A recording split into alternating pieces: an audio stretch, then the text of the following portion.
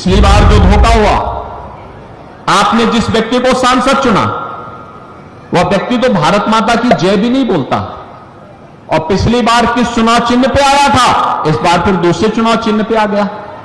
ये हमेशा पहले उसने हाथी का सहारा लिया, और जब यहां पूरा चर खा लिया है तो अब वह हाथ का सहारा लेकर के जबरदस्ती यहां के संसाधनों को लूटने का प्रयास कर रहा है। और बेशर्मी की हद देखो, देश की संसद में भारत माता की जय करने से भागता है, कहता नहीं हम नहीं बोलेंगे। आप मुझे बताओ, क्या उसको वोट जाना चाहिए? क्या वोट जाना चाहिए? क्या जो भारत माता की जय न बोल सके, क्या उसको वोट जाना चाहिए? क्या रहेंगे भारत में, खाएंगे भारत में, और भारत माता की जय जयकार नहीं करेंगे? ये कैसे चल सकता है? क्या आप स्वीकार करेंगे? ये भारत के लोकतंत्र को कमजोर करने की साजिश का हिस्सा है, आपके संसाधनों पर डकैती डालने का हिस्सा है, आपकी सुरक्षा में सेंध लगाने की साजिश का हिस्सा है। और इसीलिए हम लोग आए हैं कि बहनों और भाइयों, जो लोग देश के साथ गद्दारी कर रहे हैं, गरीबों के हकों पर डकैती डालने का काम किए हैं, जिन लोगों ने आपकी सुरक्षा में सेंध लगाया है, बेटी और व्यापारी को सुरक्षा दी है, उन सबको चुनाव में खारिज करिए, एकदम एक सिरे से खारिज करिए, क्योंकि सुरक्षा में सेंध लगाने वाले ये आपके लिए खतरनाक हैं, क्योंकि जीवन तो आपका है। भारत माता को जयकार कर नहीं कर सकते तो देश तो आपका है और वोट भी आपका है। इसलिए बहनों और भाइयों, अपने सुरक्षित जीवन के लिए, उज्जवल भविष्य के लिए, भारत माता को दुनिया की सबसे बड़ी ताकत बनाने के लिए फिर से मोदी जी देश के प्रधानमंत्री बनने आवश्यक हैं। और जो भारत की प्रगति चाहते हैं, भारत की समृद्धि चाहते हैं, वे सभी लोग मोदी जी के समर्थन में हैं। देख सकते हैं विकास आज बोल रहा है, ये सभी मोदी जी के कारण। और गरीब कल्याणकारी योजनाओं की बात तो क्या करना, कांग्रेस ने 1970 में नारा दिया था गरीबी हटाओ का, गरीबी हटाओ। बहनों और भाइयों, गरीबी तो नहीं हटी, हां एक परिवार को देश के संसाधनों को लूटने की पूरी छूट मिल गई थी, पूरी छूट मिल गई थी। चाहे वह परिवार दिल्ली में रहा हो, चाहे वह परिवार सफाई कर रहा हो, ये लूटते थे, अराजकता फैलाते थे। और डॉक्टर मनमोहन सिंह जी ने तो जब प्रधानमंत्री थे उस समय उन्होंने क्या कहा था? उन्होंने कहा था कि देश के संसाधनों पर पहला अधिकार मुसलमानों का है, तो हमारा दलित कहां जाएगा, पिछड़ा कहां जाएगा, एक खड़गवंशी कहां जाएगा, पाल कहां जाएगा, सैनी कहां जाएगा, गरीब कहां जाएगा, किसान कहां जाएगा, माताएं और बहनें कहां जाएंगी, नौजवान कहां जाएंगे?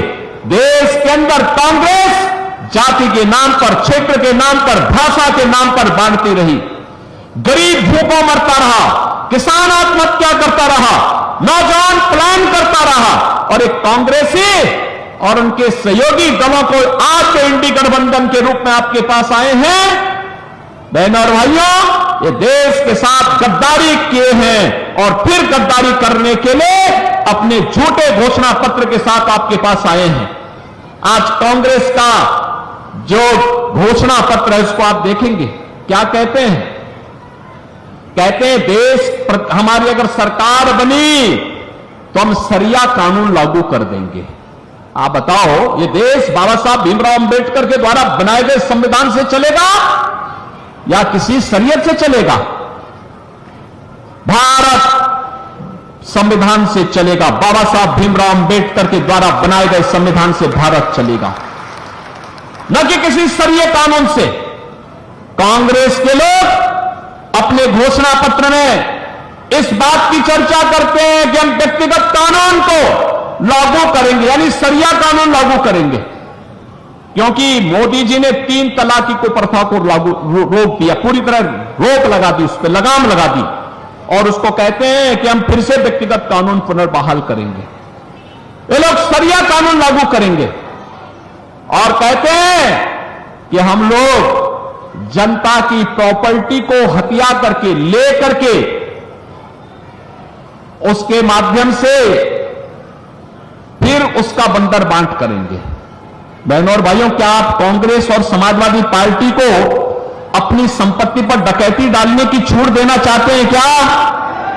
अरे आपके बाप दादों ने कमा करके संपत्ति रखी है, देखो ना इन बेशरमों की हालत। एक तरफ आपकी संपत्ति पर इनकी कुदृष्टि है और दूसरी तरफ माफिया और अपराधियों को अपने गले का हार बना करके कैसे उनके नाम पर खतिया पड़ रहे हैं, आपने देखा होगा इनके हाल को, देखा है ना, देखा है ना।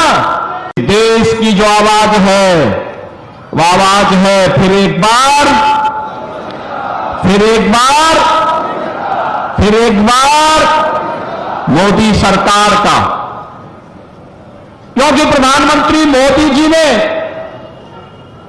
देश के अंदर 10 वर्ष में देश की तस्वीर और तकदीर को बदलने का काम किया है। देश के अंदर सुरक्षा का बेहतर माहौल दिया है, देश के अंदर विकास के बड़े बड़े कार्य किए हैं, गरीब कल्याणकारी योजनाओं की एक लंबी श्रृंखला दी है। बहनों और भाइयों, याद करिए 2014 के पहले देश के अंदर आतंकी वारदात होती थी, बम विस्फोट होते थे और सुरक्षा का वातावरण था, लोग भयभीत रहते थे। 2014 के बाद आतंकवाद को नियंत्रित किया गया और 2019 आते आते मोदी जी ने ऐसा कार्य किया कि आतंकवाद की जो जड़ थी, कश्मीर की धारा 370, उसी को समाप्त करके उखाड़ फेंक दिया गया और आज भारत में आतंकवाद का नेस्तनाबूद कर दिया गया। बहनों और भाइयों, अब तो कहीं पे जोर से पटाखे का धमाका होता है तो पाकिस्तान सफाई देता है कि नहीं नहीं हमारा हाथ नहीं है, क्योंकि पाकिस्तान को डर है अगर गलती से भी भारत के अंदर आतंकी घटना को अंजाम दिया और किसी निर्दोष नागरिक की जान गई तो लेने के देने पड़ जाएंगे। बहनों और भाइयों, बिनु भय हो ही न प्रीति, यही है आज देश का दुश्मन भी भारत की ताकत का एहसास कर रहा है। ये किसके कारण? ये किसके कारण?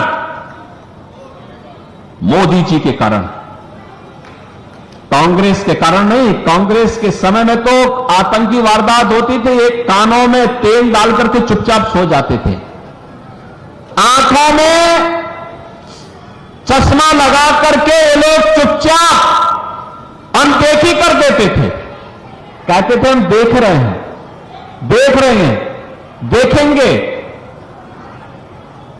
अनदेखी करते हुए भी कहते थे कि हम देख रहे हैं, देखेंगे, और आतंकी अपनी वारदात को आगे बढ़ाता था। और समाजवादी पार्टी तो उससे भी 2 कदम आगे बढ़ गई।